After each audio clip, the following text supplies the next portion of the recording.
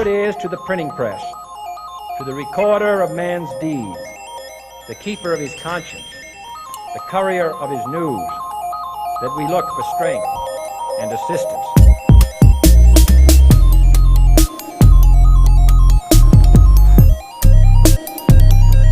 Without debate, without criticism, no administration and no country can succeed, and no republic can survive.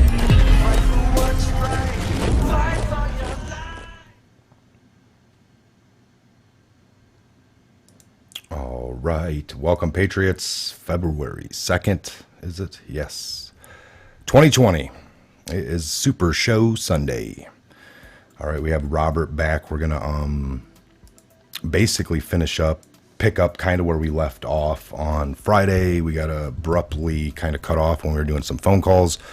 We'll see if we can get back there. More's come out a little bit since then, so we can go over that and just kind of go over everything again for you. I know we probably got more today coming in. Welcome again. Welcome, Patriots. I see some of the mods, some members, and just Patriots in general. Thank you all for joining in and being here.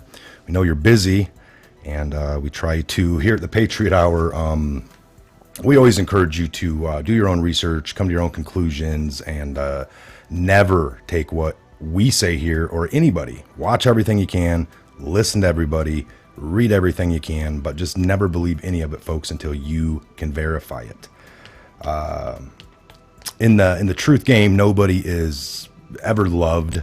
Nobody becomes famous for speaking the truth. It's actually you're deemed lots of words and conspiracist, and just bringing the facts, folks, doesn't make you real popular. All right, a lot of times you're going against the mainstream. The resistance of the current, it's not easy for the person doing it. So a lot of us, all right, you know, in the end of things, it's like we're more right than we ever were wrong. Do we get wrong? Are we wrong sometimes? Well, of course, but we don't try to bring that in a method of lying. All right, there's a big difference of knowing something's wrong and presenting it as truth, or just getting things wrong. It's a big sea of lies out there we're swimming in, and we're looking for the truth at all cost. All right, so in following along together over the last couple years with the channel here at the Patriot Hour, we've covered many of things, and in the best that we can to get through what we feel that needs to be brought at that particular time, at that particular moment in history. All right, I didn't come here to make friends per se. Just like in the military, I went in for my own reasons, didn't go in to make friends, didn't have any friends come in with me. Did I make friends? Well, hell yeah. I made some of the best friends after so many years in that I still talk to this day. Here at the Patriot Hour, have I came here to make no friends? Have I? Yes. People that have, that we've linked up. So of course you do. You didn't come here. I didn't come here to do that, but it happens. So best friends to this day, people that we're all cover many different things. There's lots to get into. From the very first videos I've done, people, why don't you cover chemtrails? That's the most important thing to that person. Maybe they just got out of a 2-day binge watch of chemtrails, and it's really hot on their mind. I've been there. Folks, there's lots of eddies, lots of different things to cover. Everyone's got an opinion. I encourage everyone to make a channel because this, that's the whole reason I did. This is a platform, just like Robert has. It's going to be on here in a minute. He has his platform now. Lots of people in the movement have platforms. Lots of people are passionate about lots of different things. Together, collectively, we work together. Not one person could do this. There's lots of information, lots of lies out there, and together we try to commonly get there, and we do our best. So without any further ado, let's get Robert in here. Robert, brother, how you doing? Good to be here. All right. Great. Yeah, what you said there, that's something that's so important. You know how many people, I'm sure it's the same with you, you meet in life and they're like, oh, I don't really have anything to add. I don't have anything people want to hear. That's not true. Some of the people that I've learned the most from, whether it be politics or life, are people that thought they didn't have anything to add, and you absolutely do. So, I'm with you. Get out there, make your own channels, or if you can't do that, just talk to families and friends. Get your truth out there because we need as many voices as possible. Yeah, I mean, and nobody can take it from you. I mean, that's yours, all right? I mean, create something. It's yours. You could do what you want with it. Now, if you're going to be in the news or truth like this, I would encourage you, just like we do your facts, bring what you can best to the table, and just stay true. I mean, my agenda, and I hate the word, but everyone's got one. Lots of people claim to be patriots, but there's lots of different agendas, folks. And mine is simple: to help promote and fight for freedom and liberty for all.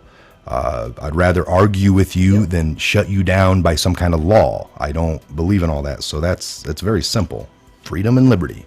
That we could all ban around that on the street, yelling, hugging and holding hands, because then we can live another day to disagree with that liberal possibly. And again, I like to reiterate, I'm not, for years, I didn't know if I was Democrat or Republican growing up. I didn't really have that instilled. It's one of the things. I might have got military things out of my family and some other, fundamental things, but one was not really party.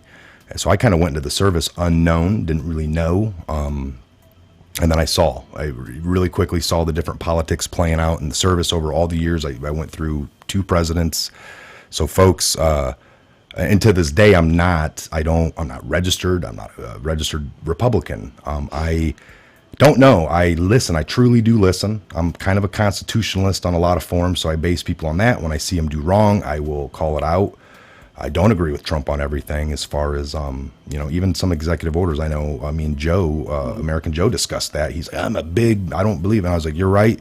But I actually, even though they're being done, they've been done, you look at least the message of it. And if it's some kind of, I don't mind Trump on the, human trafficking stuff. I mean, it's just, to me, it's like, if it ain't getting done anywhere else in all these years, wow, that's a kind of a cool one to do, but it is. I don't like the power of that, but anyway, that's my thing. So you guys did a great show last night. I encourage everyone, you can go there. It's a total I'm going to do it here soon. I might host it, and I had said, I'll have a few things in mind as far as, but I never said I'd drink anyone under the table, but it probably, I used to do that, but now I am just kind of a beer guy. Me too. Once in a while, I actually don't drink liquor too much anymore, folks. I just don't.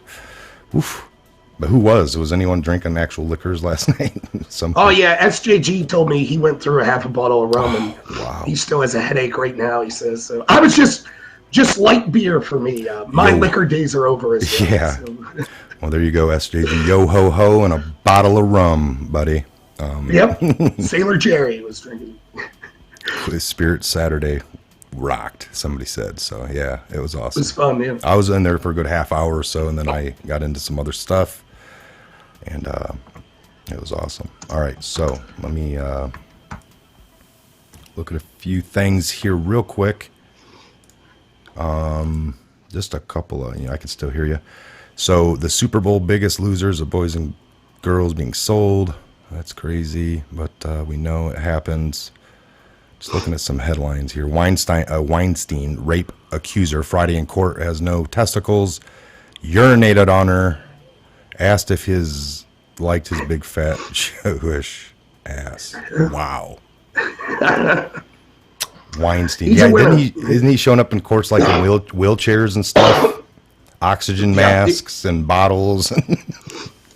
yeah, I mean, and look, here's the thing. I do give people, leave them have their day in court. I'm totally for that. But to me, the real story there is the same people that lecture us on, oh, if you whistle at a woman walking down the road, or they act like everyone in flyover countries, misogynists that treat women like crap. Yet all of these people were willing to take careers, were willing to get wealthy off of Harvey Weinstein. They knew what was going on. Oh yeah, there's video evidence of like just different artists, like you said, throughout the years, dropping pretty subtle hints. Corey Feldman even went on like Oprah or Ellen or one of them and was calling out, I'm telling you, they're everywhere. And she was like, wait, hold on now, wait a minute. Or maybe it was Barbara Walters, I think, from like 60 Minutes or Barbara Walters special. But it was like nobody wanted to really hear it and believe it. And even me, if I take myself back those years ago and remember hearing the things coming out of Corey Feldman's mouth, it was the opposite of anything you ever heard. So instantly you're like, he's nuts. And that's typically how that works, doesn't it? I mean, they accuse you of what, right? They accuse you of what they do. And so anytime you see someone morally preaching, oh, protect the women, I'm always skeptical, like, like what industry are you in? What skeleton? Yeah. I mean, it's the same with the Epstein stuff, right? Remember that video that got released of the ABC reporter saying, I had this story a year ago. We know Epstein didn't kill himself. Like, they knew. Everyone in these news studios knew, but they couldn't run the story because it would have hurt Hillary Clinton. Well, and they're not journalists; they're propagandists. So. Yeah, and at that level, the mainstream that's on like nationwide stuff, they all came, you would imagine, from their little towns, possibly starting off on local news, doing the weather, the stories at 5 o'clock, and however that happens. But those people are handcrafted and picked. I mean, and Bill Cooper said it in a little video I ran yesterday on that there's 5 media. Well, now we know there's 6. It's like, over time they can shift folks from 5 owners to 7 because families will, it's looking bad. We should cut this in half. You take some, I'll take some. So it can fluctuate between the 5 to 7 owners. But right now, I think we're at 6 owners of all the media. You know not to report on something. Things are off limits. Certain people, you've seen them around the studio. They're connected. Maybe the bosses have told you. Maybe there's a list going. I don't know how the inner workings of it work, but they know not to report on certain things or their career is over. Bottom line, that's how that works. And that's bad enough. That's bad enough. But I can understand it. You have a family. You don't want to lose your job by doing this. But to me, what is unforgivable, as bad as that is that you know this stuff and won't report on it because you don't want to affect your livelihood. But then you take the added step of being hypocritical and pointing your finger and wagging it at other people that have less power than you, saying, you treat women poorly. Oh, we need to. That's what infuriates me. It's like, look, I feel the same about the NBA in China. If LeBron James wasn't out there every day complaining about the United States, complaining about police here, I wouldn't care if he never did that and he got asked about China and was like, hey man, I play basketball. I don't deal in politics. But when you put yourself out there as, I'm this big community leader, I'm a big critic of abusive police states, and then you're like, oh, but it was okay what the Chinese government's doing to Hong Kong. It's like, really? Your billions aren't enough? You need a couple more dollars? You're willing to sacrifice your integrity? It's infuriating. Or the Nike thing, with maybe Kaepernick and his whole stance. It's like, well, start there, man. Start with where you get your money from. And so it's a hypocrisy all the way around, folks. I mean, and that brings me to another thing is, so a lot of things we have, I don't know if you'd agree, I'm sure you would. It's pretty logical. People that were in these industries, we would call them. And I even got video footage of when Trump was running in 2016. He says, I was a former insider. We would talk about how, and I'll bring this to a quick example. For example, Trump, multiple businesses back in, we can go 80s, 90s, whatever. Folks, if you run that many, if you have like maybe 80 businesses running, you're not that involved. You will come into meetings once a quarter. At the end of the year for taxes, Trump would probably come sit at a big round table with 12, 13 powerful lawyers he had working for all around the country, different overseas experts. And they would tell him, all right, you got this about bottom line, you need to move this money over to there. And if you do that, then you're going to blah, blah, blah. And that one business that went under, you can forward the losses and da, da, da, da. And tell him everything. He'd be like, wow, is that how the tax codes are? Because he wasn't involved in doing them. He was a civilian at the time. And they would be like, yep. He goes, that's really corrupt and stupid that he would know that certain politicians had to put that in for buddies of theirs, whatever, or themselves. So Trump did it. If he didn't, he would be considered an idiot.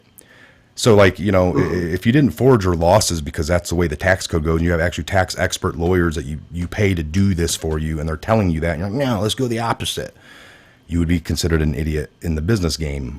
The business still went under. I mean, the media hit him up like the one went under and you filed those losses. Well, why is that tax code there? I applied the law. So there was a lot of people to argue with around the world, around the local life that would say that he didn't pay taxes. Like, well, that's how it goes. Like, I would break it down to them. Don't you work here? And they're like, yeah. Aren't you a single mom? Yeah. I was like, how much? Let's look at your W-2 and see that these people only paid maybe $3,000 or $4,000 the whole year in federal taxes, but they're getting back $9,000. And they're like, well, that's because I got a kid. And I was like, yeah, but where's that coming from? You didn't even pay that much in federal taxes, but you're getting $9,000 back. You only paid $3,000. Do you think that this is made up out of thin air? That's coming from somebody, not you, and it's the same theory. And it was like, well, then it comes, I'm not running for president. I'm telling you, folks, yeah. You might not agree with things, but at the time you did them. Now, all I'm saying is people, they dissent. 20-year CIA intelligence people. That's why we got anything we ever even really have a lot of times is like, I was involved in this for 20 years and now they're there on a stage or talking on the internet. And that's some of the best information. Why did they change? I don't know. Did something happen in their life? I don't know. But that's all you can assume. So if somebody's doing the right thing from a certain point, even in your own life, people like this. Maybe they were into really bad drugs for a long time and they've rehabbed. And do you judge them always off what they did or from a point on? Who knows? That's on you. But anyway, I'm rambling here. Go ahead, Robert. No, that absolutely good. Like for office for a special election in 2019, and I will probably run for Congress in 2022 again. One of the things that I tell myself, and when I talk to my wife about, well, what would my policies be on this and that, I never want to be a hypocrite. I don't want to accuse people or say people are morally inferior for things that I've done in my life. So you will never hear me say, oh, you told a bad joke, you should be judged for that. Like, I'm wholeheartedly Republican or Democrat. I don't want anyone fired for a bad joke. What you see, like what you're talking about there, like with the tax code, I don't mind a wealthy businessman saying, yeah, I took advantage of the loopholes to make as much money as possible. That's perfectly fine for me. If I don't like it, I'll vote to change the tax laws. But what infuriates me, again, is the hypocrisy. So what happens is, it's particularly true on the Democratic side, but you can see some Republicans do this as well. They make it a matter of morality. And so they'll say, oh, if we're going to be moral people, we need health care for all. And it's like, wait. It's not a matter of morality for you to get rich, take every tax benefit you can, but say, I demand other people's money be spent on the people I feel are less fortunate. If you were really a matter of morality, you would spend your excess money and provide private people health care. Then, so what I'd say to the Bernie Sanders of the world is, how much money do you need to live a year? 100,000, 200,000 a year? How about every dollar after that you spend getting people health care? Then I'll listen to you tell me and my friends and family that live paycheck to paycheck, oh, you have to pay more in taxes so that people could have health care. It's that hypocrisy. Trump never did that. I don't recall Trump ever saying, oh, morally, we have to take your tax dollars and spend it here. So I think that his stance is perfectly reasonable and legitimate. I just hate these hypocrites that try to pretend to be moral in spending your money. They're not moral with their own money, but with yours, Yeah, exactly. So on that point, folks, I mean, all I was trying to say is there's lots of people that were probably through lots of time, like I would say, like some of the people I've delved into, for example, Phil Schneider with the Dumbs bases, Bill Cooper, even Trump. I've heard these words of, I was a former person involved. I mean, that's the only reason we're getting a little something out of them now. So watch closely. Remember their past. Never forget it, I would say. But, if the information's coming out to be decent, you gotta take it for what it is. There's a reason they're there. All right. So now on the impeachment, back to that. What did you take, or what do you think I had showed him something. I had made the prediction just about 18, maybe 16 hours prior to. It's not edited. I'm not into that little trying to trick anybody, folks. It's just, and we were talking about being culturally attuned to the whole thing. And what does that mean? I mean, somebody could be culturally attuned into baseball, football, politics, or other things. But what did you think of the outcome of that? And where do you think it's going on Wednesday? Yeah, I mean, I think you were spot on with your prediction where you predicted exactly it would be 51-49 would vote against witnesses. I think my feeling on it is this. It's not a surprise to me. But one of the things I say constantly is you have to understand how important independent channels like ours are in getting the truth out there. The battle is being fought. It's not a battle of who's physically the stronger or who's wealthier. It's who can get the truth out to people. I truly believe that there are people like Murkowski, Mitt Romney, Susan Collins, and others, Alexander. They are chomping at the bit to get rid of Trump. I really believe that, despite the fact they're Republicans. They're establishment, first and foremost. And what they were doing was merely testing the waters, dipping their toe in the water. Okay, we got the media out there 24/7, trying to convince the American people that Trump should be removed from office. And unfortunately for them, they weren't able to convince enough people of that. So these people need to keep their phony baloney jobs. So they said, well, we have to vote against witnesses. So it will, I think you're absolutely right. The final vote will probably be 53-47, right along party lines.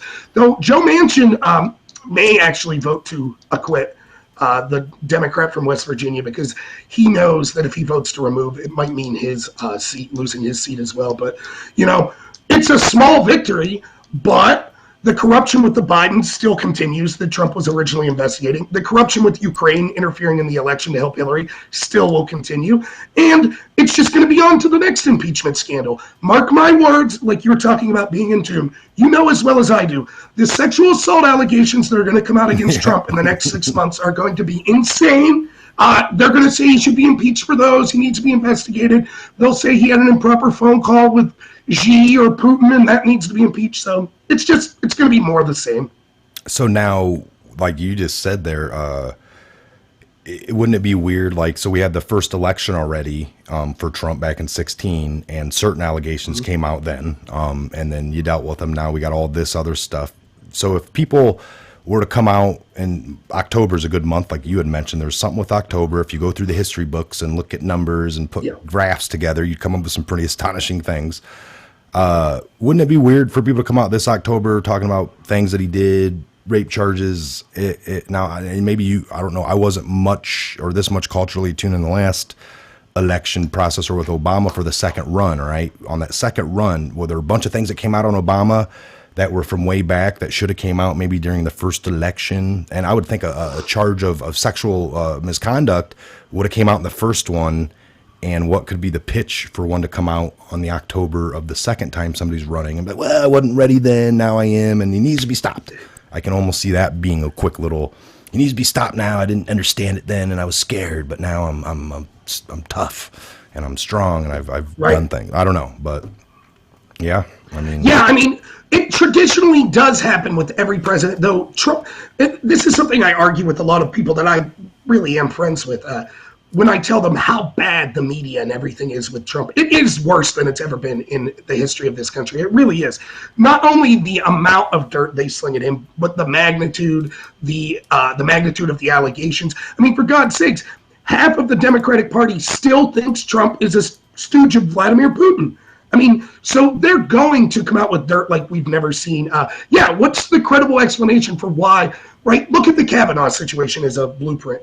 The argument with Kavanaugh was, well, these women were fine with him being a district court judge. They were fine with him being a local city judge. But only when he became a Supreme Court judge did they say, okay, now I need to step up and do something. Well, what's the argument with Trump? You remained silent when he first ran for president, but now they're going to say, oh, well, I didn't think he had a chance to win the first time, but now that I know he has a chance this time, I'm coming forth with my allegation. It's obvious garbage. Now, look, I'm not saying Trump. Am I saying I know Trump's heart and I know that he's never done anything shitty? No, I'm not saying that. But we should always be skeptical of these October surprises. And this will be, not only will you see those type of things, I'm convinced the Federal Reserve, which is also part of the establishment, they'll tank the economy. on purpose, I think. Oh, I yeah. think you'll start to see decisions from the Fed come around October that start to slow the pace of the economy to get people to say, oh, maybe we shouldn't vote for Trump because the one thing he had going for him was this great economy. So, I mean, they're going to pull out all the stops. Well, we're involved in world things now. You know, this is just the world we live in where we trade. We have this. China's stock market's down since last week, Thursday or Wednesday, and it's not going to be open until February 3rd. As far as I know, we do lots of things. I mean, is it going to be down longer? We don't even know if they're orchestrating things over there, folks, but because they lie a lot. But I don't know. And then they come out with that order against all the people on social media. Stick to the main narrative or else. I mean, what the hell? Yeah. Well, you see Zero Hedge, which is actually a website I go to a lot. Yeah. They're kind of just Tyler Durden. anti-establishment. Tyler Durden writes. Yeah, great name. But they're permanently banned from Twitter for reporting on the Wuhan, the coronavirus, and one scientist that they said may have been connected to it. Meanwhile, we see I mean, just think of this whole chorus of fake news. We actually had meetings on Capitol Hill. I'm not making this up. You can check it up. Over these 20 or 12 Russian trolls. Do you know how the Russian trolls started? They put ads on the game Pokemon Go. I mean, you can't make this up. Capitol Hill's talking about the game Pokemon Go, trying to, with a straight face, tell you, in an election that $500 billion was spent on advertising, a few $1,000s worth of ads on Pokemon Go and Facebook swung the election. But what was that all about? Well, they want to censor online voices because they understand in order for them to continue to be corrupt, the more corrupt they get, the more bad their plans are for the average American, the more they need to totally censor any viewpoints that show how bad it is. If you really have good ideas, you'd be like me and you. We'll talk to anyone, right? We're for free speech because we're confident in our ideas. But this is what they're doing. They're trying to censor on, and you see it now, like you said, we see it every day more and more. Silicon Valley is just another one of these institutions that operates on behalf of the establishment that we need to fight against. Well, have you ever had that argument with somebody? They're like, well, don't you agree? You're asking them, do you agree with free speech? And they're like, oh, yeah, but not hate speech.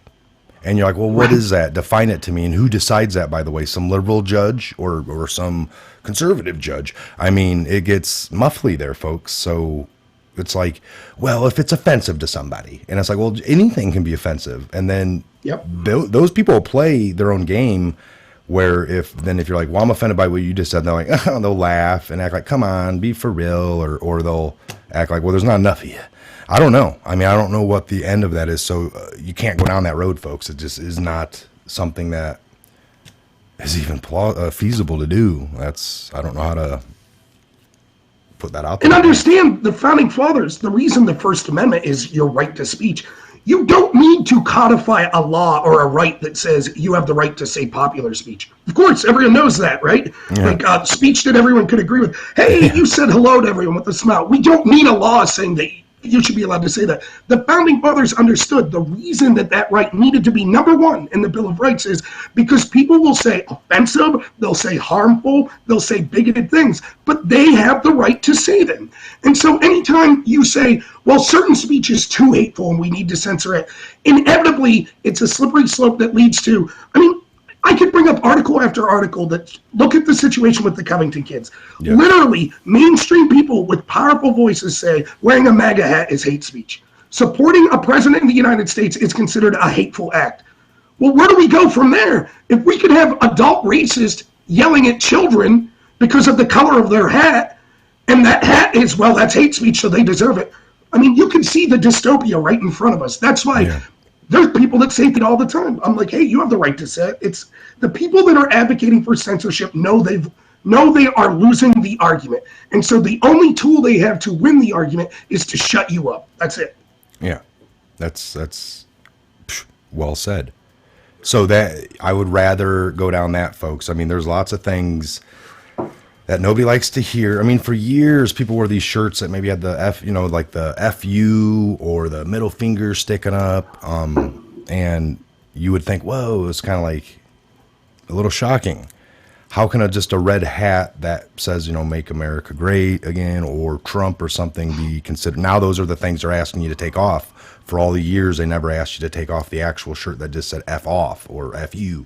And you wouldn't want them to. When I saw that, I took it as something I wouldn't wear, but I didn't think like they didn't have the right.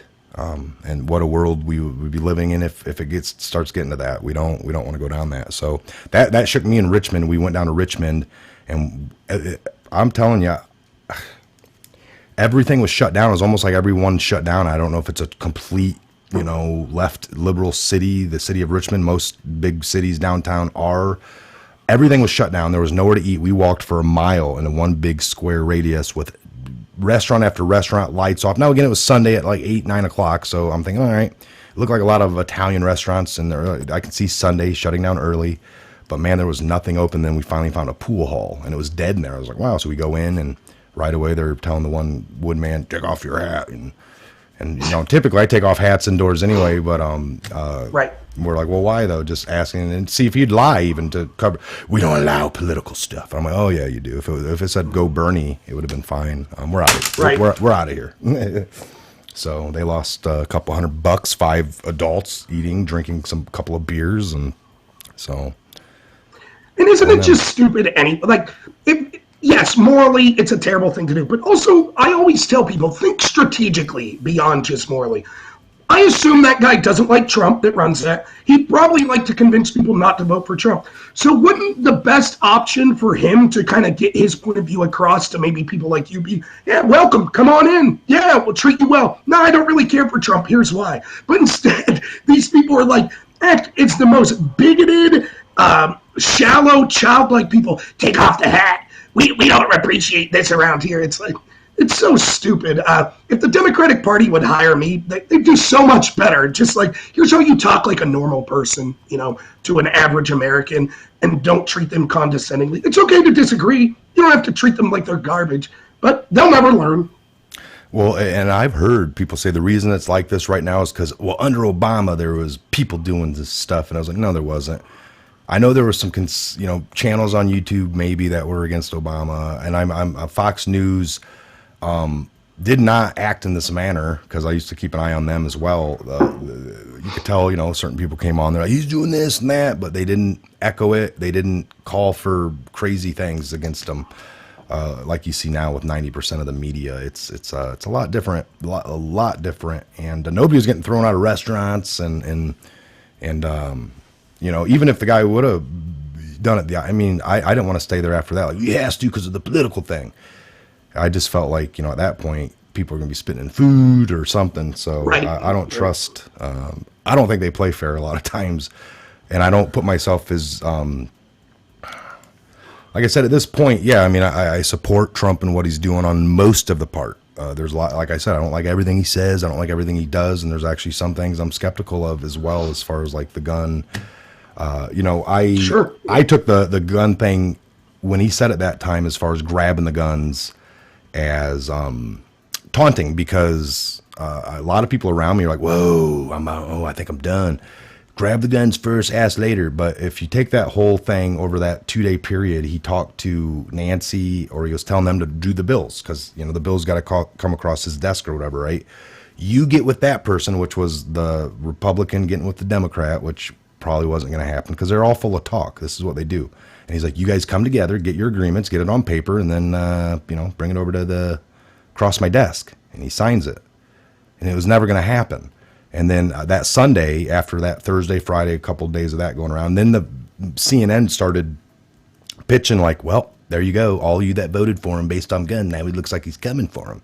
And we're pitching to get a lot of people away from being a supporter of him. Don't tell me I dropped again. Or are you still there? Nope, it looks like he dropped. My internet's still up. I got a good health. 5 of 5, folks. All right, we'll just wait for movement. When I see him moving, we'll bring him back in. But so there's little things you keep your eye on. But I can't always say everything's a plan or it has another meaning. I take it for what it is. Now I know there's a lot going on with, trying to move forward and take care of things, and still having to Okay, I see you there. All right. Yeah, drop me for a sec. I'm here. I thought again, my internet. I was like, no, I'm looking. I got a great stream. It's looking good, but no. Welcome back. Again, just take a quick. We got about 507 in the room. We got Robert Noerr here, and again, his channel's down below, folks. The very first thing in the description box. Give it a click, and thank you. Yeah. Go ahead. Where were we at? We were talking. What was the last you heard? Support of Trump. Right. Gun. And things. remember, so looking at the media and how this is portrayed, they constantly portray. Remember, they'll show you the 2 or 3 clips they have of 2016. Oh, a Trump supporter punched an anti-Trump person. Show me one time that you've seen footage of any time where you see Trump supporters or conservatives going to a liberal rally and starting things. Every single incident is there's a conservative rally, there's a Trump rally, and left-wing people come in and interfere with it. Yes, there are times when in that situation there have been individual Trump supporters that acted poorly. So look at what you all did down in Virginia. Imagine if there was an anti-gun rally and you all just showed up in masks with ball bats and started beating people. They would declare each and every one of you would be in prison for 20 years. You would be a terrorist, but that's what we constantly deal with. It's the same with like the MAGA hat. That's supposedly a hate symbol. When I was in high school, the popular thing to do was wear Che Guevara shirts. I mean, this guy butchered thousands of people in the name of communism. People wear the hammer and sickle that has been responsible for 50 million plus dead. But now all of a sudden, for me to even support a president who hasn't done anything like that is somehow taboo. And you hear them dog whistle to this all the time. They'll say, we can't normalize President Trump. They literally, what this again is about, it's about they can't win in the debate of ideas. So they have to make it censorious to even think about supporting Trump. We shouldn't even bring people on that support Trump because Trump's so beyond the pale. Well, how? What has Trump done that's so much worse than anyone else? He speaks with foul language. Okay, who cares? I mean, Barack Obama droned and killed an American citizen without a trial. That's heinous. Like that. That's all the wars. That's messing with going around the Constitution, folks. I mean, no due process. Now you could argue the facts of like the one, like you said, was it 1 U.S. citizen or 2 that he got? I can't remember, but with the drone strike, we know they got the Definitely one. But this guy had like left here and joined, as far as what we're told, right, or something like that. That's why he was over in this area. But who knows? But it doesn't make it any. I mean, law's a law. Things were subverted. So that's a good point. I'm sure you agree with me. Like a lot of the wars that we've been involved in, I despise. Like these foreign regime change wars. Libya, for example. Why did we overthrow Libya? It's now a hellhole. Look what happened in Benghazi as a direct result of us gun running in Libya, we supported terrorists. Obama and Hillary, when she was actually the first 4 years as head of the State Department, they killed, I believe, more elected officials around the world than any other presidential administration by doing exactly what you just said. Like, basically, folks getting into these countries, creating deals with, the equivalent of our street gangs here in the U.S. to overthrow people that were elected in, and then to move in the person they picked, kind of we'll slide him in, and then the people would revolt over there, no, this isn't what we wanted, and then it would be in shambles over there. So that's if you look at the whole refugee thing with Obama and pleading when he was last couple years in office, we need to bring these people. It's not a very Christian thing of you to do. He despised the religion of Christianity, it seemed, until it came to these things. He's on TV acting like it's not a very Christian thing. If a lot of America thinks they're Christians, and it's not very Christian if you do not let these people in. They maybe felt morally obligated to try to convince us to let these people in these areas because they went over there and started the goddamn thing by doing all their little. And when it didn't work, and when it fell apart and the country's shambled, they went off and tried it somewhere else, again, thinking that the same result would get them different, the same bull crap would get them different result, and it didn't. And they've created a couple different pockets. Maybe that was on purpose. I don't know. But unbelievable amounts of things that people wouldn't believe. Look at how this is the globalist agenda. This is what these elites want. Look at how they screw over the average person, the average American, in every single step of that. So who fights in the military? Is it Nancy Pelosi's kid? Is it Bill Clinton's children? No, it's regular people that join the military. They're the ones that are in the mud and blood and guts over there fighting these regime change wars. So you get screwed over in that way. Then they say, oh, look, like take Syria, just one country. So we supported Al-Qaeda, Al-Nusra, and ISIS in Syria in its fight against Assad. Back here in our country, we have to violate everyone's Fourth Amendment rights. You can't go through an airport without getting filled up like Joe Biden thinks you're a little girl. Every time you go through an airport, that's what you have to go through. Why? Because Islamic terrorism is such a big threat to us. But at the same time, we're going to arm the Islamic terrorists in Syria. Then when we destabilize the country and our troops get killed and our money gets spent over there, the same people that destabilized it look at you and say, well, we need open borders. We have to accept all of these refugees. Each step in that process is designed to eliminate the middle class and patriotic people that are against this globalist regime. And so they do it every country. It was the same as in Libya. Now, the reason I bring it up what do you think the deal with impeachment is in Ukraine? The exact same story. The United States supported extremists to overthrow the Yanukovych regime. They put in Poroshenko, who now everyone, even the State Department testifying against Trump, agrees Poroshenko was corrupt. We sent billions of dollars to another corrupt oligarch in Poroshenko.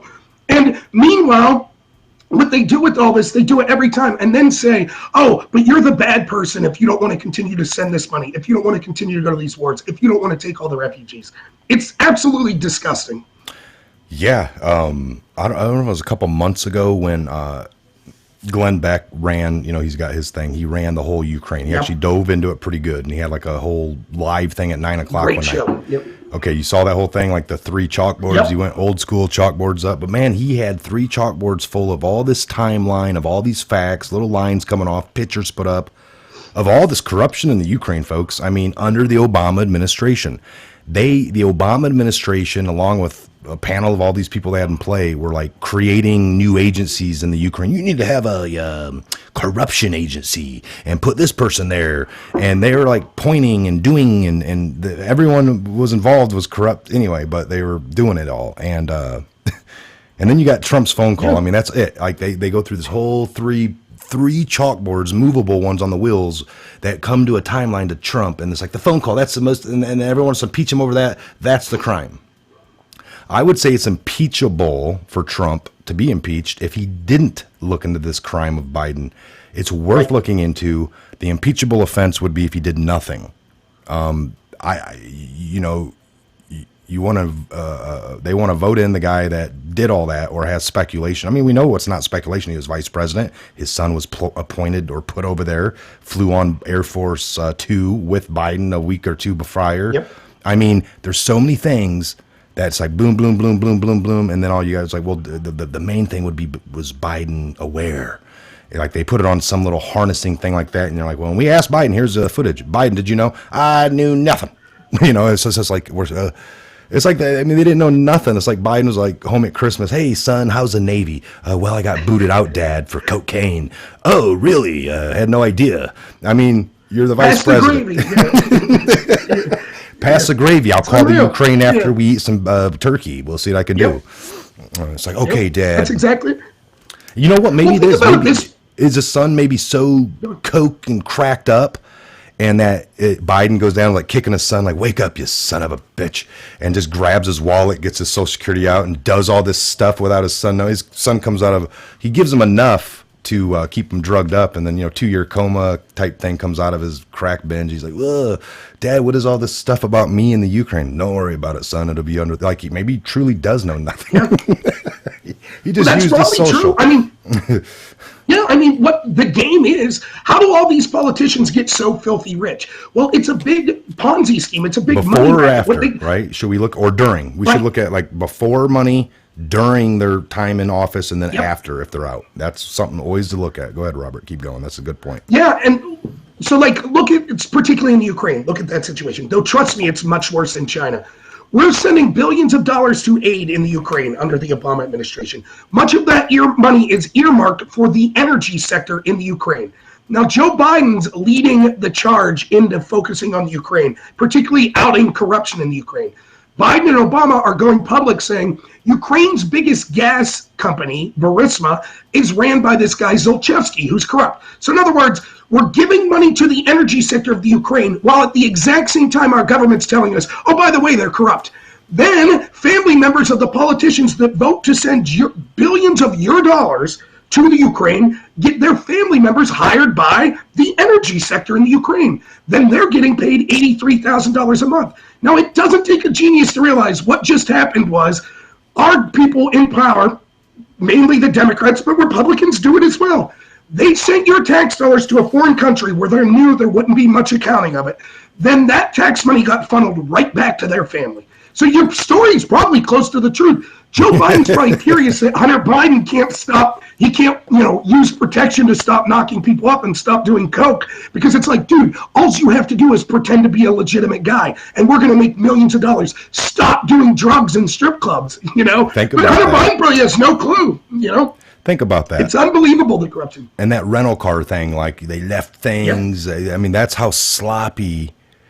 Like, you just got to imagine that Biden acts like, my son's a good kid. And the minute he shuts doors, it's like, boiling, like, you son of a, I mean, you've done nothing but, it's, maybe this is the way he gets I'm attention. sure you're right. I did it this time, Dad. I got her pregnant. Yeah, what are you going to do about it? I mean, I don't know what kind of relationship they have, but I could only imagine. If I start, I can, write stories on that, folks, and do videos if I put my mind to it. But it's just secondary.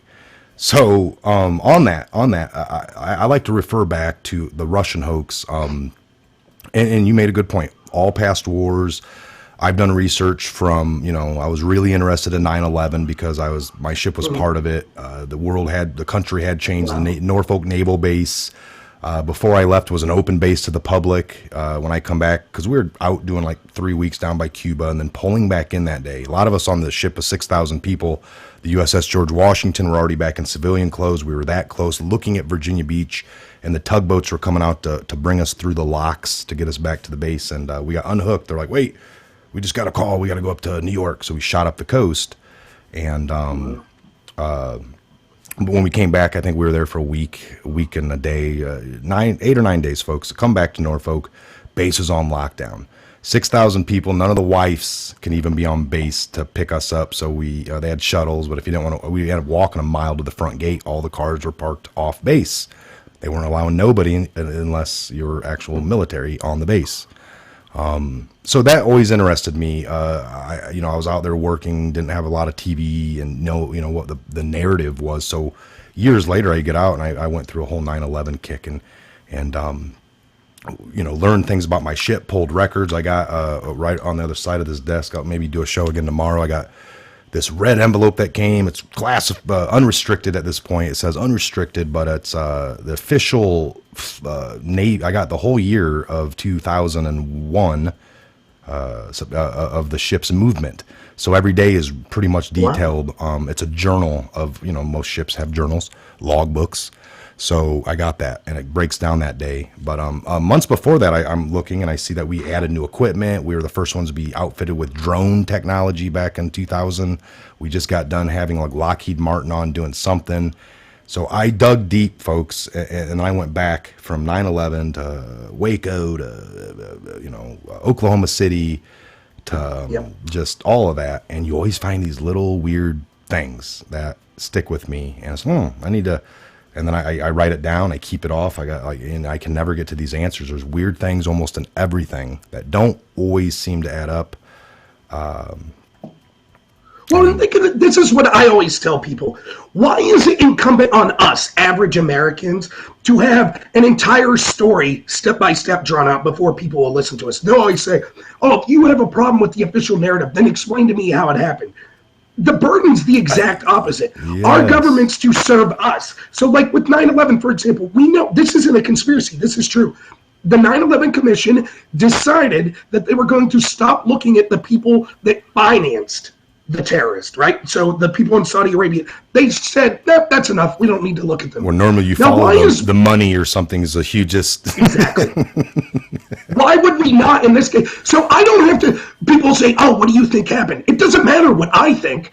All I know is our government's supposed to be here to protect us. They exist at our pleasure, not the other way around. And so when they tell me a bullcrap story, I'm going to say that's BS. And a response is, oh yeah, then what do you think happened? It doesn't matter what I think.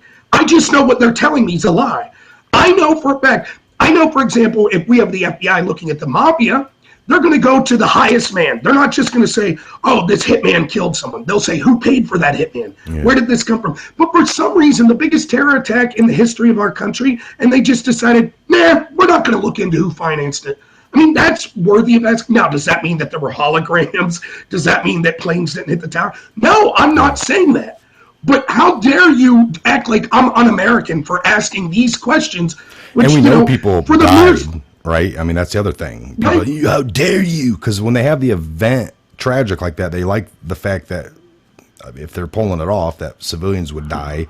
Because that way it keeps the those people pissed off. You know, there's a fraction of people that get mad at you just for questioning it because how dare you? People died. I'm like, I'm not disputing that. I'm sad for that fact. Right. That's not what we're getting at there, folks. So yeah, no. Well, what would you in the GIFs? What do you know, or what did you remember maybe ever hearing about like Oklahoma City? You know, in a nutshell, like what is the mainstream, or what kind of stuck with you? I mean, I remember being a kid. I'm probably a little older than you, but what do you have on that? For me, I just remember that it was like, you know, white supremacists or these white radicals, far right-wing people, and they'd operated one or two of them that did it alone. And that was it. Now, I didn't get heavy. I got heavier into Waco. Waco was kind of my wake-up call. But with Oklahoma City, I've seen some things. It's like, no, that official story is... There's some truth to it, at least through what we publicly know. But as always, what they do is they tell you a plausible story, but they never go to the extent of like, well, how did this happen? Who did this? They just get a scapegoat, say, oh, this, you know, just like 9/11. It was these hijackers. They did it. We went to war. We solved everything. Well, even if those hijackers were involved, who were the people behind the scenes? You know, one of the things I think, and again, I'll leave you get back to Oklahoma City, but like, just like Oklahoma City with 9/11, like, here's a non-conspiratorial question I had that I got called un-American for saying. Didn't we just get out of the Cold War, like all through the 80s and the early 90s? I remember watching movies like Red Dawn, right? The Russians were going to drop nuclear bombs on us. We used to have alarms where kids had to get under their desks in case the Ruskies were dropping bombs. In that world, where we have a military that we're paying more than any other country in the world for to protect us primarily from these sorts of attacks, how in the world did 3 planes get grounded by terrorists, and yet the most protected building in the history of the world, the Pentagon, was allowed to successfully have a couple of guys with knives fly an airplane into it? Who got fired? What policy changes do we have to make sure next time it might not be guys in caves, it could be the Russian government with nuclear weapons? How can we ensure our protection? And what I was told was, how dare you? You hate America. How dare you ask questions like that? It's the exact same with Oklahoma City. Oh, yeah. No, I asked these questions because of the people that suffered, because of the damage. That's why I asked the questions. Well, it is very powerful. So to wrap it up on Oklahoma, I'll tell you this now. And so back then, as well as you, I remember cutting through the living room. My dad was Vietnam K9 Marine Corps K9 handler, 2 Purple Hearts. Took two shit, got shot twice, but he was all into that. And I just remember cutting through, and I took, just like you, they were using the words white guy, white supremacist, lone gunman, Marine or Army, disgruntled. The Gulf War changed them. They had this whole narrative coming out, and if you swooped it up back then, I didn't think it was that bad, but I was like, wow, people in the military are crazy. That's what I took it as. I'm surprised I went in. So all these years later, I researched it as well, and what I landed on with this good group of guys that did a pretty good documentary in 2011. And so the official stuff that came out in 95 really quickly was there were like 28 reports of 2 people in the Ryder truck. And there was 28 different witnesses that came forward saying that the truck pulled over because they couldn't find the Alpha P Murrah building. So they were asking for directions. But there was 2 guys. There was a guy that was driving. He was real quiet. The other guy in the passenger was real quiet, and he was like of a Mexican descent. So if you remember early on, there was a narrative that there was 2 people they were looking for, but it quickly changed to just the one, and they found him on the highway without a plate on his car. Timothy McVeigh, the white lone supremacist. All these years later, in 2011, they this other documentary crew pulled all the paperwork, did all the right stuff, and they finally, for 100% fact, we know that Timothy McVeigh was sheep dipped. He never got out. He did work for the CIA, but was like still getting paid through the Army. He was told he was recruited during Green Beret training that he applied for and got into after being over in the Persian. His record was good. He was there's actually videos of him guarding Schwarzkopf, the main Army 4-star that came over, and you don't get a gun within 2 feet. There's video of Schwarzkopf walking. He's on the duty right around him with gun, holding it and protecting. So it's like, yeah, your psychological's got to be done in advance. You don't get a gun to be around that guy unless it's all been cleared. And with that duty under his belt, he got picked up for Green Beret. While at Green Beret, he got recruited, and they told him to go out and equivalent, kind of like, ring the bell, man, just drop out and make it look good in front of all 400 people out there. And he did. And then they're like, the next step is you're going to go back home, tell everyone you got out, change your IDs in, get your civilian stuff back, and act like you just, don't like the Corps or the Army anymore. And that's exactly what he did. Other than a few letters to his sister and then talking to her about, no, I'm working for the government now, Black Ops. And that's what it was. He was recruited for doing things in the U.S. and outside. Now, he was really frustrated that they changed the target on him 2 weeks prior to, maybe it was like only a week prior to Oklahoma. They were planning for something totally elsewhere. But if you follow what they were following, it was actual evidence from Bill Clinton as governor when he was running for president. He actually had charges stemming from the state of Arkansas, corruption. And it was sitting in their state house building. And once he won, they moved it to the Alpha P federal building for safekeeping. And that's when the target changed. And so McVeigh was just a patsy, totally didn't know what the hell he was doing, told to do something, and really upset because that Nichols that he worked with was saying that he showed up there all like, duh, they changed the target on us, I can't believe this, and just went ape crap about it, and was just really upset they changed the target. He ain't been there to scope it out. He didn't know what the hell, what are they doing. But they also pulled the footage. Everyone asked for the footage back in the 90s, and they gave us like a 30-second clip, black and white, of the Ryder truck pulling up. You see McVeigh get out, walk off the screen, a couple more seconds goes by, and then it just goes black. And they say, that's it, a couple more seconds, and then the bomb goes off, but we're not going to show that. Well, now in 2011, this video documentary crew gets the full 2-minute video. McVeigh gets out, walks off screen, and then we're all like, oh yeah, that's where it cut out. Nope, now more time goes by, and then another guy gets out of the passenger. He gets out, gets up by the front, comes back, gets back into the van. Another minute goes by, you don't know. The guy gets out again, then he walks off screen, then it blows up. Now, who in the hell's the second guy? McVeigh probably wasn't even like, yeah, we're just here to deliver it. He didn't even know, right? Yeah, you would think like, maybe you didn't really know. I take it back to the first WTC, World Trade Center. The FBI was working with like a Muslim man or something. And for the first time, they're like, well, we want to give the real bomb to these people. And he got suspicious, so he started recording his FBI handlers. In the court proceedings for the 93 World Trade Center in New York, the first attempt that blew out lots of columns in the basement, that building's so damn strong it didn't come down. He turned it on like he didn't trust them. He said once they said it was going to be a real bomb, don't worry, it still won't go off. He said, no, we've always done dummy bombs. And well, this new guy, they're going to test it, and he's like, no. He didn't believe it, so he started recording them. Lucky he did. It all came out in the courts. FBI again was trying to make something happen. It just seems to be the case, man. You can't say, oh, FBI is a corrupt system. It just seems fractions, little rogue groups over the years, are involved. It's crazy, folks. Well, with any of these stories, here's something that I try to do. What they try to do, the establishment through their media and others try to do is, when you talk, like, for example, everything you just said about Oklahoma City, those are simple facts. That's not you saying, oh, there was a second person. This proves that, Bill Clinton knew this. You're just saying these are the facts, right? What they do is they'll either plant or find the most extreme person questioning it. So 9/11, this is what you get. Oh, you believe in holograms? You believe the towers were holograms? Oh, yeah. And it's like, no. So what I tried to do is distill it down to the simplest fact that shows that their narrative's garbage. Like Waco. Here's the simplest fact. Like, quick rundown of Waco for those who don't know. You had the Branch Davidians. They're holed up in this compound, like 52 of them. The ATF comes in to try to make a big show to increase their budget. They lose, despite the ATF coming in, killing their dogs, firing into the house. They lose. And so the Branch Davidians let them go. Then the FBI raids the compound for like 47 days. Anyways, there's questions of who set the fire that killed everyone in the house. And it's tough. It's hard to get into the science of that. You look this up. I'm not making this up. Here's all you need to know.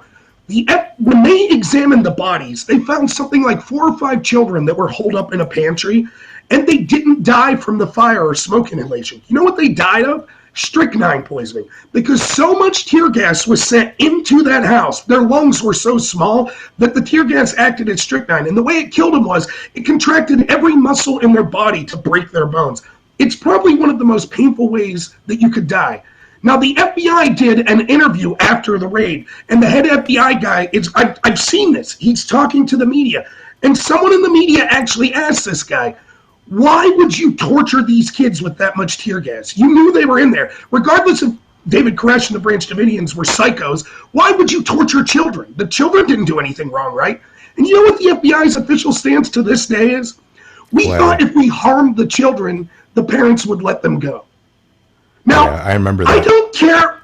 I mean, to me, that is unforgivable. Like, law enforcement torturing children, because remember, it's the FBI's claim that David Koresh is nuts. It's a cult. So why would you think torturing their children would help your cause? It's disgusts me so much. And when you know that happened and no one was ever held accountable, no one in the FBI ever had to pay and the that price. guy you're talking about is the same guy involved in Ruby Ridge before that. Ruby Ridge, Waco, and then I think Oklahoma. Same damn FBI director, which I can't remember his name, folks. But in Ruby, they freaking sniped the kid.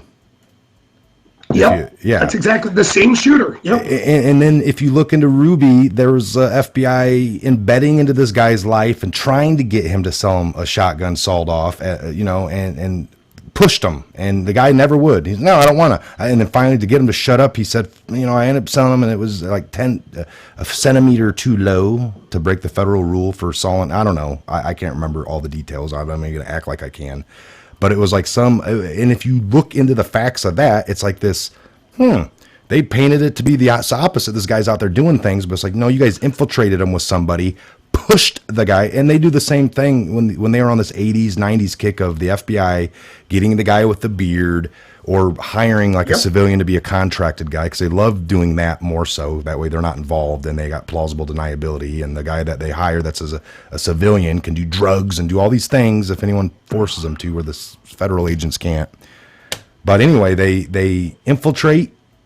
And if it's like a good group of guys that are like maybe kind of up to no good but not doing anything, they'll pitch it like, you guys, we should blow something up.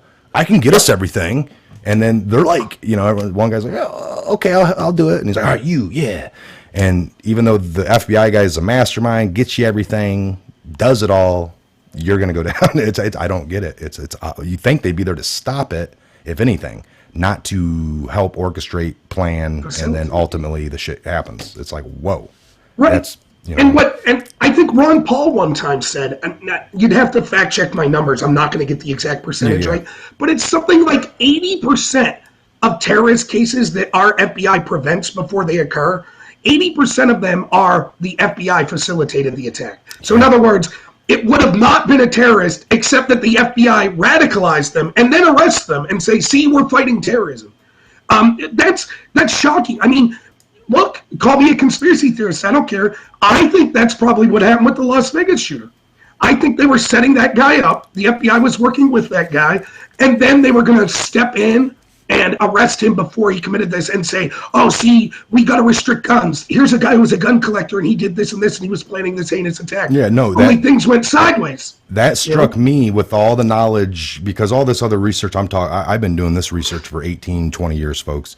So a lot of this is built over time, but I did go in systematic order backwards. I went from my own view, like 9/11, Oklahoma, Ruby Ridge, Waco. I mean, I went to the Beirut bombings in '82, and I kept finding these little things. Oh, that's odd. And I would dig further into that. So you just brought up a good point of, what did you just say, actually? What did you bring up? The Vegas shooting. Vegas, okay. So when I saw that one unfold, I'm, doing the channel at this point early on, or just getting it going. That was November of 17? No, I didn't start till February of 18. But I was already studio-wise here, just working on little last things, but I was lots of watching videos and doing research. So anyway, that one struck me odd, folks. As it unfolded day by day, I was like, whoa. Instantly, I thought, working for the CIA, he's a gun runner. And that would be pitched to him like, oh, hey, we got, what he would typically, because they also came out and saying that whole floor, the cameras won't work. And I was like, too odd. Right. But then it came out, well, he had his own room wired up. I was like, That's because he does this for a living. He sets up his room with pinhole cameras. He records these transactions. He gives the stuff over to his handlers that are either FBI, CIA, some agency, and rogue group probably. And he thinks that once these people leave and then the FBI gets all the hard drive over and the data of that they go arrest these people, and then there's some secret court going on that he never has to go to.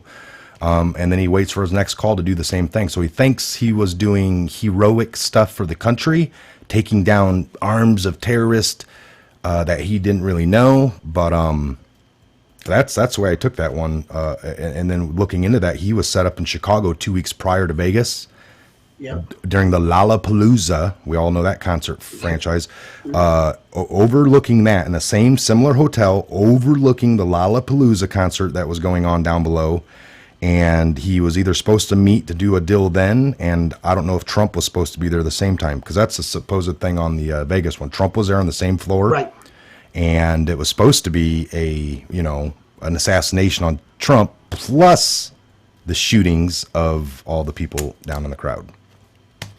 So yeah, and remember, again, just two things real quick on that. One, remember, the guard that supposedly went in and shot him changed his story like 15 times. And then the only person that was allowed to interview the guard was Ellen on the Ellen show, where she throws him a bunch of softball questions.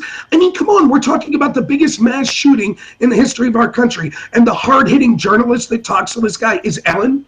It's nuts. It's just nuts. And the other thing is, look, I get it. It's not everyone's cup of tea. It's actually depressing. It gives me a pit in my stomach to think that maybe complacency in our own federal agencies led to good Americans dying in all these situations we're talking about. And you might think, oh, these people are crazy tinfoil hat wearing people. Never forget this. We see that the FBI spied on Trump, broke the law over 17 times to spy on a presidential campaign just because they didn't like him.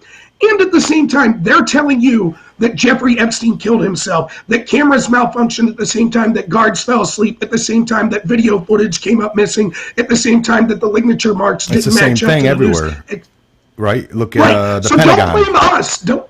That's right. Why can't they show us that? They show us planes supposedly hitting these other buildings and then those buildings falling. Why can't they just blatantly show us the plane smashing into that? They captured over 180 footages from gas stations and hotels. Their own camera only gives us 3 frames. Well, that's all it records. Bullcrap. Yep. I don't know.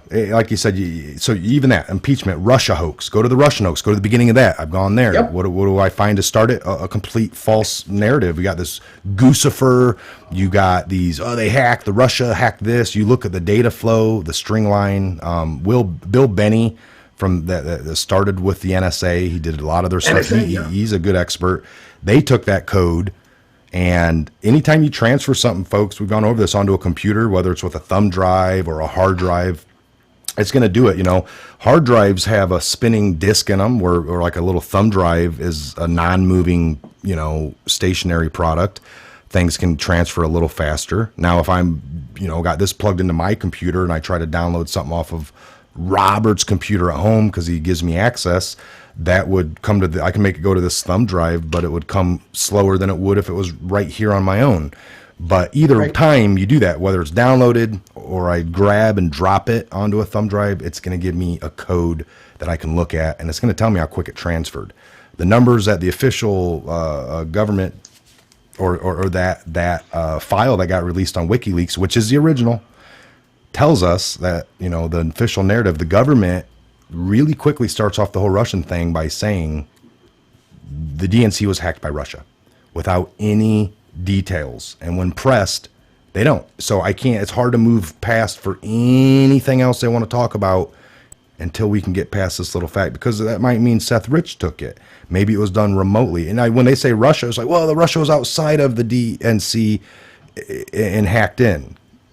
It's like, well, how would you know that if it came right from like across the hall? How do you just come up with, well, there's Russian things left? Well, we all know good hackers when they're backing out can throw a couple things out too, a little digital crumb. is what we call it. So there's lots of things that would have to be answered for me to just follow along blindly. That's what we're so backwards on this that the people that call me conspiracies, I'm like, well, what do you know? And it's like, well, the official government NIST report. And I'm like, well, do you know? And I start breaking some things down in there that just are illogical or not scientifical whatsoever. So, they didn't even look at Building 7. I mean, they skipped over Building 7 because it didn't fit into the narrative.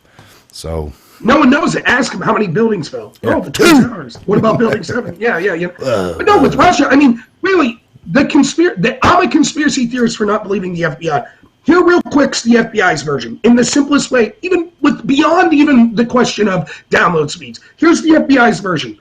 James Comey admitted we wanted to get access to the DNC server, but they wouldn't allow us. So the FBI says that this is an act of war from Russia, but they didn't bother to get their hands on the most important piece of physical evidence, and they claim Russia, the most sophisticated super spies. Oh, they're crazy, the abilities they have to hack into people. So that's their narrative, right? But they're also such amateurs that they accidentally left their signature when they hacked this. I mean, that's nonsense. Everybody knows that's garbage. You can't have it both ways. If these guys are super sophisticated hackers, then it wasn't going to be, literally, when you read the FBI and CrowdStrike's report, they're like, oh yeah, we knew immediately that it was Russia because they left their IP address, basically. How stupid could you be if you're an elite hacker and that's what you do? So they can't have it both ways. It's like, if they're these elite hackers, it wouldn't have been that easy for you to find it. If they're amateurs, then it wouldn't be them that was in charge of the hacking. And so, it's Jimmy Dore says it. Jimmy Dore hates Trump, big left-wing person. He says, I don't know, I hope you don't mind if I swear just a little. No, he's a comedian. He's a comedian who says, look, I'm not smart, I'm not scientific, but I got a good bullshit detector. I knew when the FBI said, yeah, we didn't look at the physical server, that it was bullshit. It's that simple. It's like, okay, if you refuse to look at the most important piece of evidence, you're lying. I don't believe you. And it's that simple. So that's what I try to do, is I try to break down these things and just tell in the simplest way. Like, here is the absolute simplest story. This was an act of war, right? It was the most important piece of physical evidence, the server. Why didn't the FBI look at it? Why didn't the DNC demand the FBI look at it? There's no explanation. I've never been given an explanation. And that's what frustrates me. And if we're supposed to have trust or faith, like, folks, all of us, we want to think that the cop out there that's pulling people over is pulling people over equally and fairly. If you're speeding or breaking the rules of the roadway, I guess. Whatever. But that's the other thing. All the people that are there for the beginning of the Trump are the same players that let Hillary go. We know there are real crimes there. Like we talk about the broken up phones, smashed Blackberries, iPhones, iPads with sledgehammers, the acid washed hard drive servers. That there alone, right? We know there was crimes. Just having the idea of having a bunch of secret stuff on your own damn server, and then so to not go after that, to name it off like she was sloppy. She claimed that she used it for one device for easy access. That was a lie. She had 8 or up to 13 devices in her 4-year tenure. He went through one thing and just showed it like boom, boom, boom. But we're not going to press any charges. So then to go on and where we're like, where's the proof? Because that's what we asked about for Trump. They never gave it for 2.5 years. It's like they're looking. They were there to look. We just need to look at this. We just need to look at that. And it's like, man, what if they do find a bunch of proof? They had it on Hillary. They didn't press charges. So where's this equal justice thing? That's the bigger thing. Exactly. Folks. You can't be trusted. Well, I don't trust you and your crew looking at this thing where there isn't really anything now. That's kind of scary. But you had all this stuff here and you didn't prosecute and you didn't charge. That's even more scary. So there's lots of facts to look at, folks, on how this is. And I think you probably agree with me. I've said from the get-go, if Trump or anyone connected to him committed crimes, hold him accountable. Yes. That I am not someone who's like, oh, my side. I'm perfectly fine for that. But what I want is equal application of the law. It does not, again, make this as simple as possible. For example, we know in the Manafort trial, the judge in the Manafort trial came out publicly and said, let's be honest, you guys don't care about Manafort. You're turning the screws as tightly as possible to try to take down Donald Trump. The judge knew that. And all of the FBI's actions and Mueller's actions showed that's exactly what they did. That's fine, though, in a way, right? You watch, I think I talked about this last time I was on here, but You just know intuitively, if you've watched Law and Order, or if you know anything about police work, what you do is you go after low-level people, you find crimes that they committed, you turn the screws on them, and then you try to get them to flip on the higher-level people. That's policing, law enforcement 101. The only investigation I know of in the history of the world, let alone from the most powerful and supposedly elitist investigative agency in the history of the world, the FBI, where for some reason in the Hillary investigation, they said, you know what, instead of charging these crimes of low-level people that we could prove, like Paul Competta deleting subpoenaed evidence, or Mills and Abedin lying about when they knew about the server, instead we'll give them all immunity, we'll smash all of the evidence, and then we'll say, hey, would you like to flip on your boss? Yeah. I mean, it doesn't take a genius to realize that's not how law enforcement was done. Now, when you have that exact same crew going as easy as possible on Hillary Clinton and her team, and then as hard as possible on Donald Trump, that's how you know there's corruption. But why are they allowed to get away with it? It's because of the information war, because they control all of the institutions that shape the public narrative. If the truth got out there, if the average person, you know, your neighbor that works a 9 to 5 has a beer on the weekend, is going to be watching the Super Bowl this weekend, they have no clue at the amount of corruption that went with the Russia investigation, the amount of corruption that went with this impeachment, the amount of corruption that went with the Oklahoma City or the Las Vegas shooting or Waco. They just don't know, and you can't blame them. Most people just want the government out of their lives. They want to have a family, have fun, you know, be left alone. And so that's why people like me and you, that's why they try to censor us. That's why there's a war to stop independent content creators, because they know if the truth gets out there, people are going to be like, wait, really? The FBI did what? Yeah. And that's what impeachment's about. Most people want to have faith that all these people on TV and the people they vote in are just really, you know, good and good-hearted people, and they have our best interest in mind. I mean, damn, you must sleep well if you think that, folks. And I miss sleeping that well, but no, we're here to try to wake up people up, and that's all we're trying to do. To some of these facts are, you know, a good point on everything we hit up on. I'm going to actually say this now. If Robert's cool, that we're going to do a part 3 follow-up. We're at the hour and 15-minute mark. I actually, unfortunately, got to go. We're not going to get to phone calls, but what we're going to make that show, and I don't know your schedule, we'll get together by phone, but Thursday, because I think voting. Yeah, Thursday. I get off work at 4 o'clock Thursday, so anytime after that, I'm good. Okay, so we'll try to schedule something for maybe Thursday evening. You know, I'll let you get home, get kind of, you know, eat some dinner or whatever. But so we'll do Thursday. That way Wednesday's voting's over with. We'll know everything on that, and we can just wrap up some impeachment talk. Plus, you know, we get into other things. I don't have any agendas here, neither does Robert, as far as on this show. We're not texting. Sometimes we will, hey, dial in on this because this is what we need to get to. But awesome. So we were talking about all the little things that when you get to looking, folks, and even with you know, impeachment, Russia, the Russia that's huge. Some of the ways they want to tell you this Guccifer guy, and the things they tell you don't, honestly, they're not feasible. So you need another answer for them on some of these things to be able to move forward correctly, and that's important.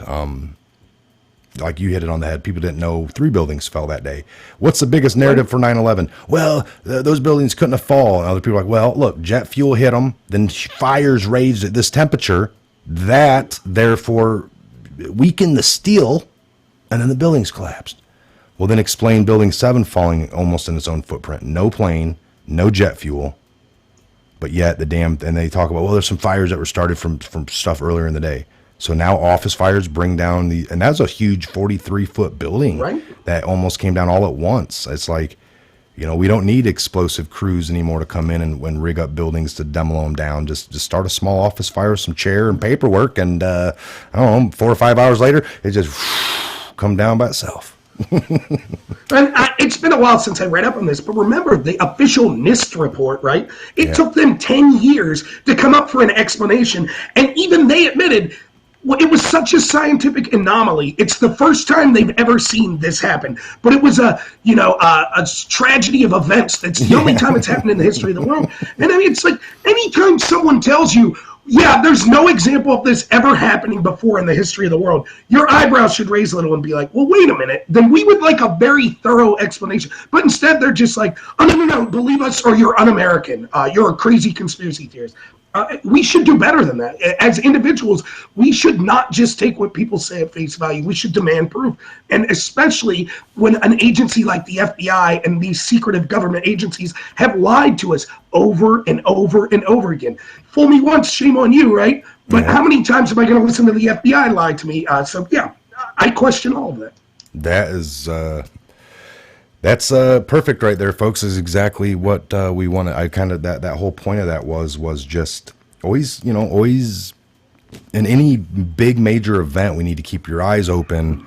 You're going to find that one anomaly that just doesn't add up. They have to tell you something like it was the stars lined up and certain things happened that day, folks. Otherwise, you never would have seen. It's very powerful to show buildings falling after a plane hits it, and then to be telling you as it's happening too, because most people have never witnessed anything like that. You never will again. Right. And it's almost a retrain at that exact moment. If you don't know what you're seeing and you have somebody in what you're seeing is that's jet fuel plane coming, it's almost like you're being told. A lot of other people that seen buildings come down that are in that industry are like, that looks kind of controlled to me. It's a little perfect.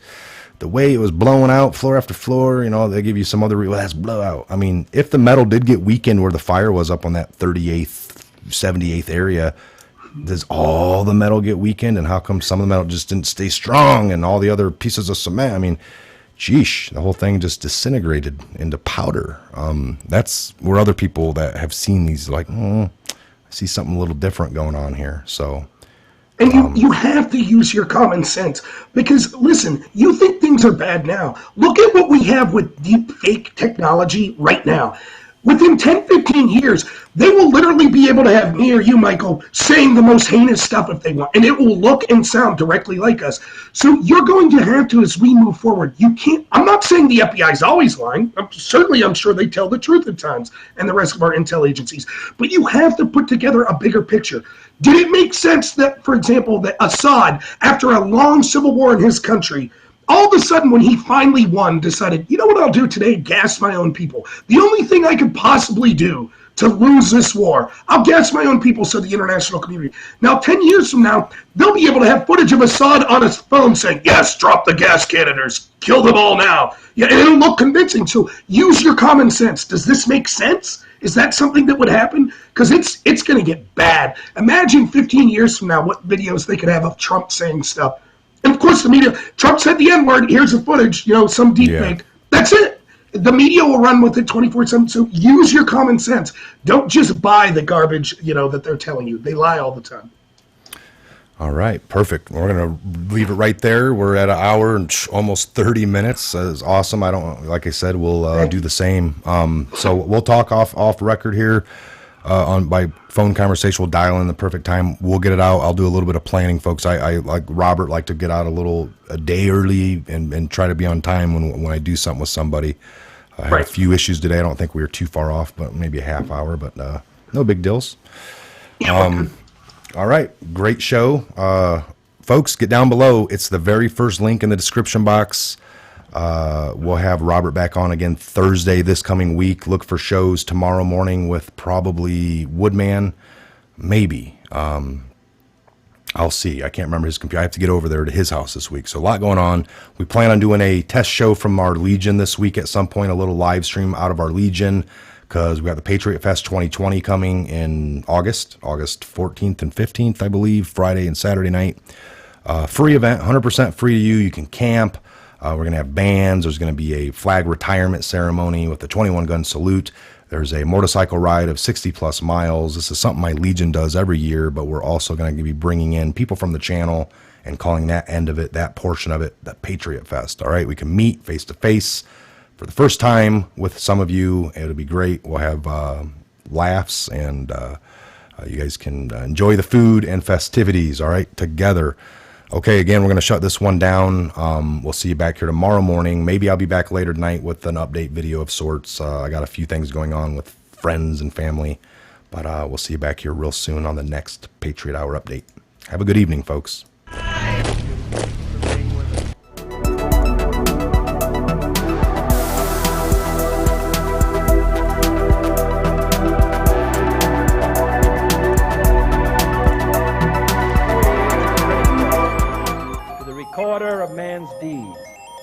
keeper of his conscience, the courier of his news, that we look for strength and assistance.